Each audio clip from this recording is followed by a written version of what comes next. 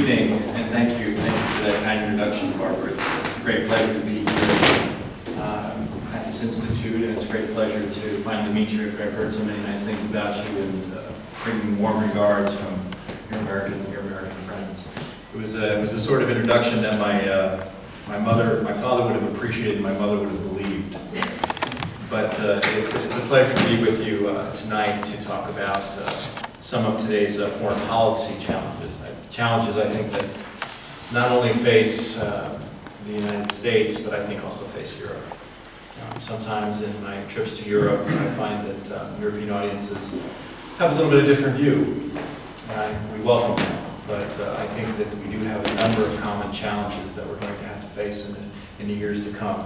So I'm going to talk about some of these. In fact, I came to Vienna last Thursday, and my wife came with me on a short vacation before we started work this week. And I said, my goodness, this is a very big topic to be talking about. I said, how am I going to tell them everything I know in 30 minutes? And she said, well, you'll be able to do that if you speak very slowly. So I know that your English is very good, but I will try to speak slowly. I'm from New York, so I apologize, but I will try to speak very slowly. So with that vote of confidence from my wife, who went back yesterday back to Washington, I'll give you my talk tonight. And as I was thinking about how to begin my talk, I was reminded of an anecdote involving a former U.S. Secretary of State. And this was Dean Acheson. Many of you probably know this, in this group certainly know who Dean Acheson was. In the minds of many Americans, he was one of the giants of American foreign policy in the 20th century. As President Truman's chief diplomat, he was involved in things, involved in developing our Cold War national security strategy. Of others that Al-Qaeda is actually in retreat in Iraq. There are other problems with Al-Qaeda, but in terms of Iraq, I think that the surge has had a tremendous effect. And I think one of the reasons is that we've gotten the Iraqis into the fight. They have decided to take their own streets back. They've gotten tired of Al-Qaeda's indiscriminate violence against Muslims, their wives, their children, their sons and daughters. And they've made a big, big difference.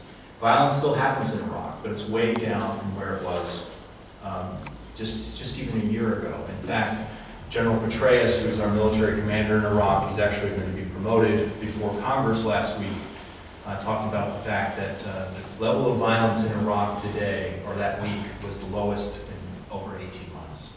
So that's positive. 90,000 Iraqis have signed on, called the Sons of Iraq, have been recruited to protect their streets, and I think this has been a significant development.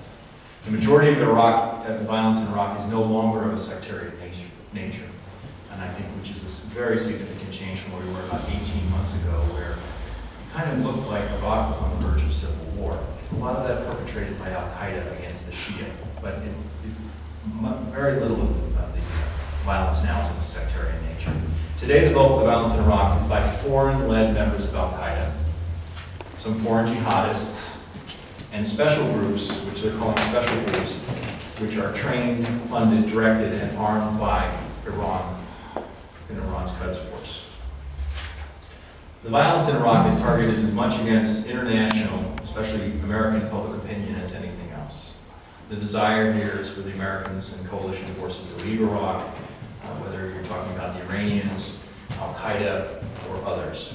The goals of these groups, quite simply, is to exhaust coalition political will in Iraq and put themselves in a position of power. Outside involvement isn't helping matters either.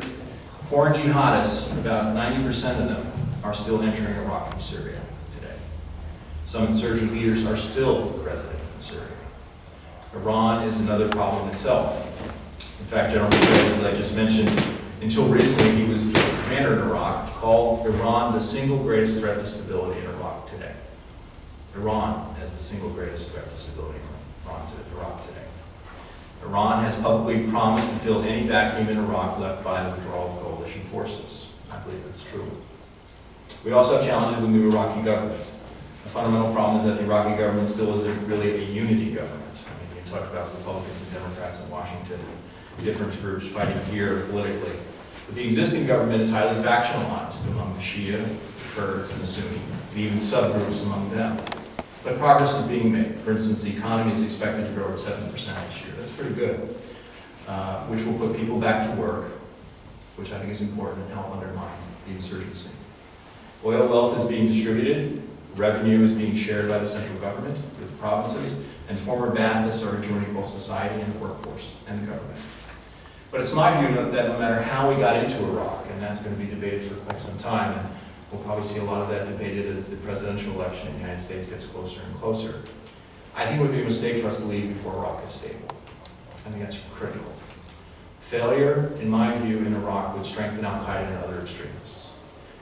Osama bin Laden himself has said many times, and his deputy Ayman al-Zawahiri has said that Iraq is the central front in their global jihad. That may be changing now, but for the moment, for quite some time it has been. So failure there would strengthen al-Qaeda and other extremists who would see it as a victory. Spiraling conflict in Iraq would spill across its borders, sweeping the region up in a broader war. That certainly wouldn't be good for oil prices. It would also strengthen Iran's hand in the region. In my view, there's a lot at stake in Iraq. And I don't think that, as some have called for, the quick departure from Iraq would improve things. I don't, especially a quick American departure from Iraq. There's also challenges in Afghanistan, another very important topic in the United States. The Taliban insurgency is persistent, especially in the south, the southern part, along the Pakistan border. It's not really spreading across Afghanistan, but it's persistent. The poppy crop, unfortunately, is at record levels, and it's feeding both the drug trafficking problem and the insurgency. In fact, some will tell you that the poppy cultivation and drug trafficking is as big a problem to Afghanistan's future as the Taliban insurgency. Some would argue it's actually bigger. The poppy crop supports the insurgency, providing perhaps as much as 60% of their income, the income of the Taliban. The drug lords also undertake violence against coalition forces as well, just to protect the drug trade. Drug trafficking also encourages corruption in Afghanistan. This makes development in this very, very poor country a challenge for the international community. Let me say a few words about Pakistan. Pakistan is a very troubled place to be. Pakistan is a problem for both Afghanistan and fighting Islamist terrorism more broadly, including al-Qaeda. It turns out that both the Taliban and al-Qaeda have found refuge in the tribal areas of Pakistan that border Afghanistan. This is known as the federally administrated tribal areas. As a result, over the last few years, we've seen a significant increase in cross-border operations by the Taliban into Afghanistan against U.S. coalition and Afghan forces. Taliban attacks were up last year in Afghanistan. This year, the number of attacks is stable. Sanctuary in the border area allows the Taliban fighter to use the Pakistani side of the border to stage and plan operations in Afghanistan. Pakistan, in essence, has become a safe haven for the Taliban, despite Pakistani efforts at trying to find political solutions to the problem. It seems to me from the military commanders that I talked to in Afghanistan that every time the Pakistanis reach an agreement, it's actually, instead of leading to a decrease in violence in Afghanistan, it leads to an increase in violence in Afghanistan.